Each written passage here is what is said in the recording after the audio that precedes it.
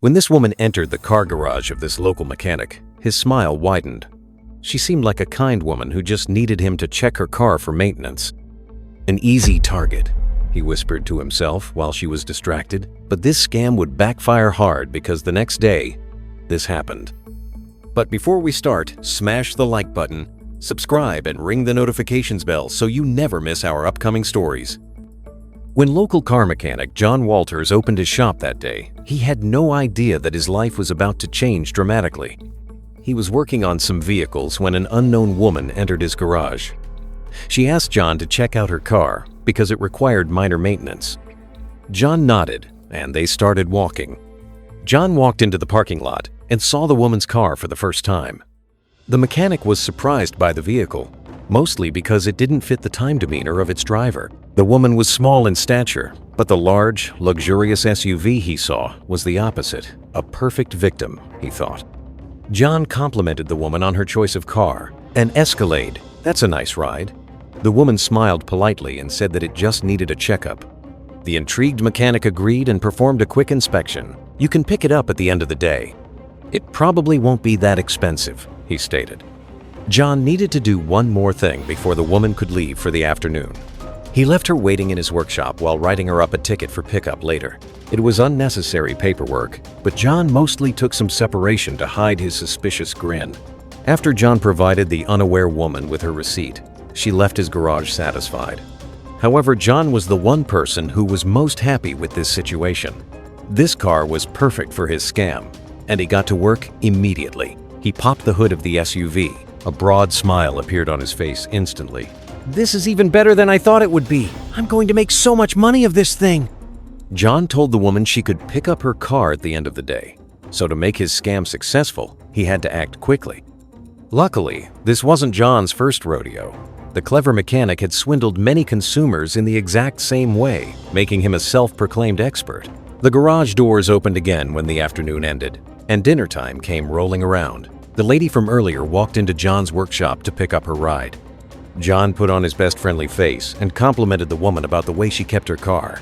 John guided the woman through his small maintenance work on her car. According to his list, he changed the oil, shaved the brakes, and did some other minor things.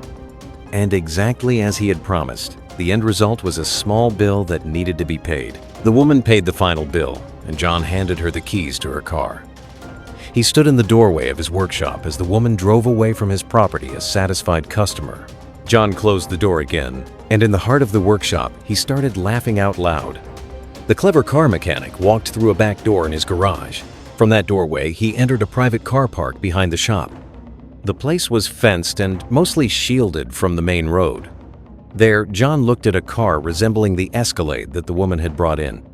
John walked up to it and popped the hood of this mysterious vehicle. He laughed and said that this Escalade had just received a major upgrade, and the car of that innocent woman had just received a major downgrade.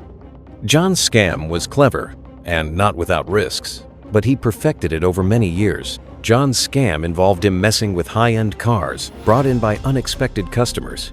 He would bill them just a small amount, saying he fixed some minor flaws in the vehicle. But secretly, he swapped out high-end parts and replaced them with junk from his own private collection. And he was very good at it. He only scammed owners who brought in cars that matched his private car park. And when his own cars were fully upgraded by the swapped parts, he would sell them for a large sum on the black market. It was clever ruse that turned out to be highly profitable. And the poor souls who were unfortunate enough to find his shop and get swindled never saw it coming. They always left John's garage with a smile, thinking that a friendly garage owner fixed their ride. But after a few weeks, the crappy parts showed their wear, and most of the cars broke down. The woman from today will eventually return to complain about her broken car, but since she probably has little knowledge about car parts, she will have no idea what I have done to her ride. And if those customers accused him and pressed charges, no trace of evidence would ever be found. John's tuned-up Frankenstein cars sold fast. He made sure to install all stolen parts quickly, and he never got too greedy so the vehicles wouldn't stay parked in his private park for long. So, by the time the angry customers came knocking, the evidence of his theft would have been long sold.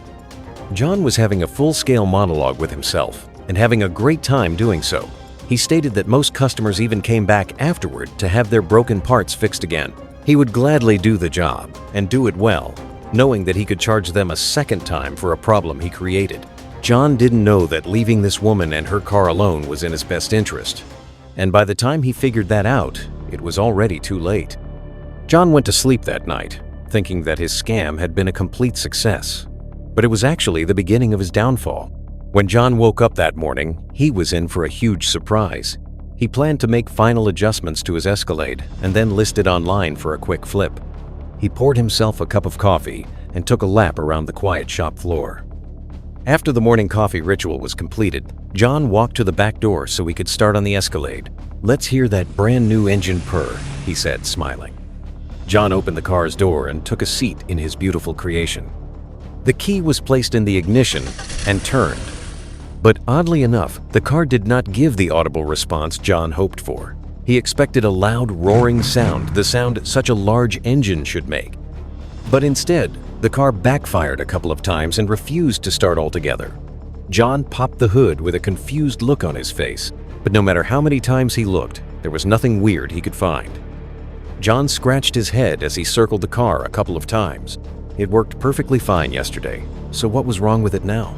Something didn't feel right, and instinctively, John started checking some other cars. There were about 20 other vehicles in his private car park. These were just normal cars without stolen modifications, but John knew they all ran normally. But to his surprise, they all shared the same defect. No car would even think of starting. What the hell is going on? Everything was fine yesterday. John walked back into his car shop with a weird feeling growing inside his stomach. It felt like he was being tricked himself. But how was that possible?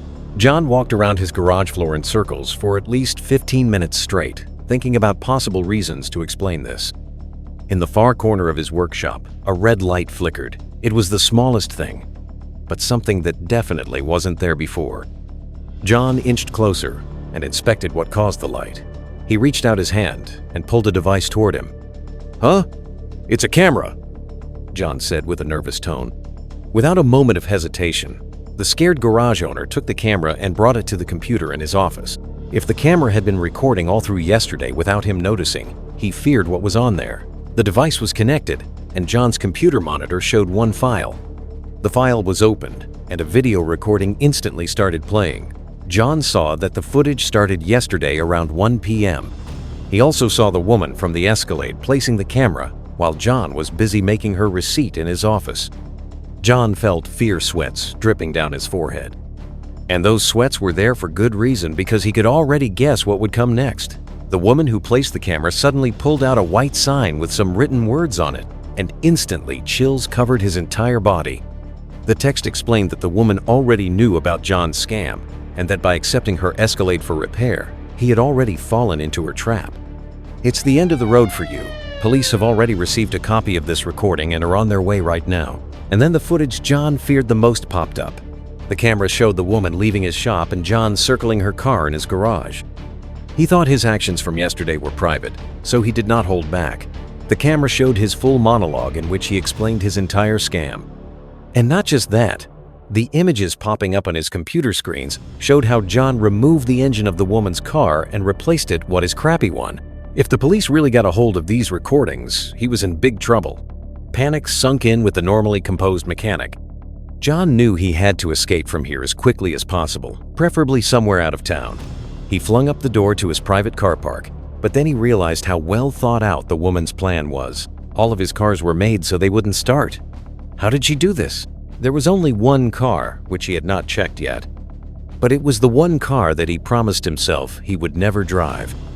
The car stood on the far edge of his property in a small garage with a padded lock.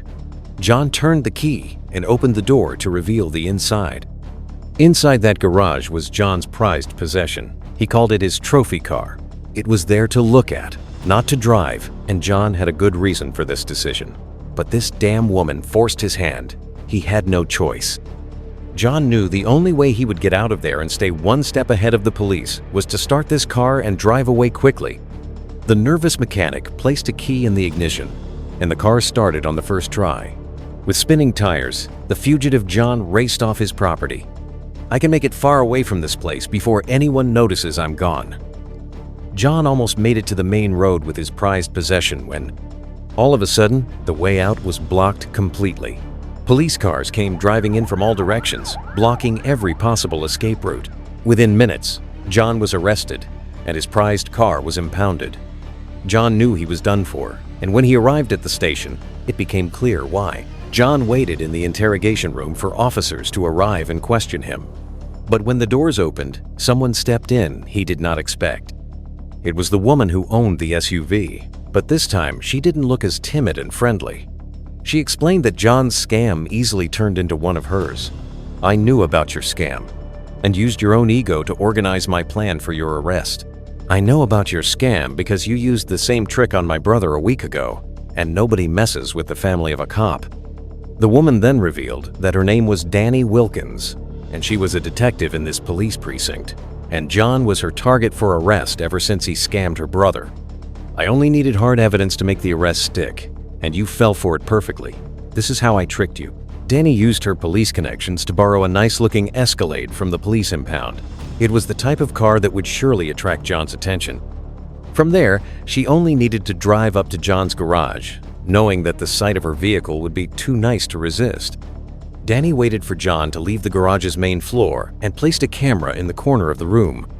She figured that his ego would shield the camera from his view. But she still needed a way to trigger panic within John. That's why she got the police chief's permission to enter John's property at night. From there, Danny, together with a few other police officers, placed bugs underneath all the car engines.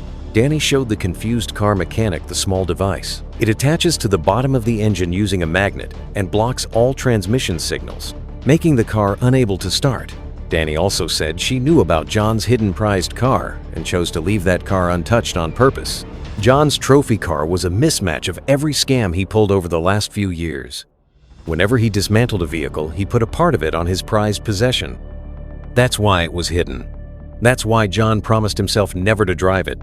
It was the only thing linking him to the thefts.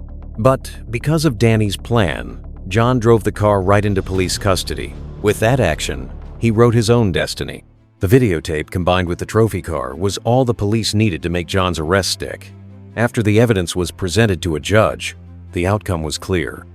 John was sentenced to 8 years in prison without parole due to the large number of victims he made over the last couple of years. And that wasn't all, because after John was placed behind bars, his garage was sold by the city, and the money it provided was gifted to all of his victims. Danny's brother was made whole again by the incoming cash from the car shop sale. The impounded Escalade was also gifted to Danny for her service, and she gifted it to him. Thank you so much for watching. If you enjoyed the video, please don't forget to leave a like, subscribe, and ring the notifications bell so you never miss amazing tales like this one.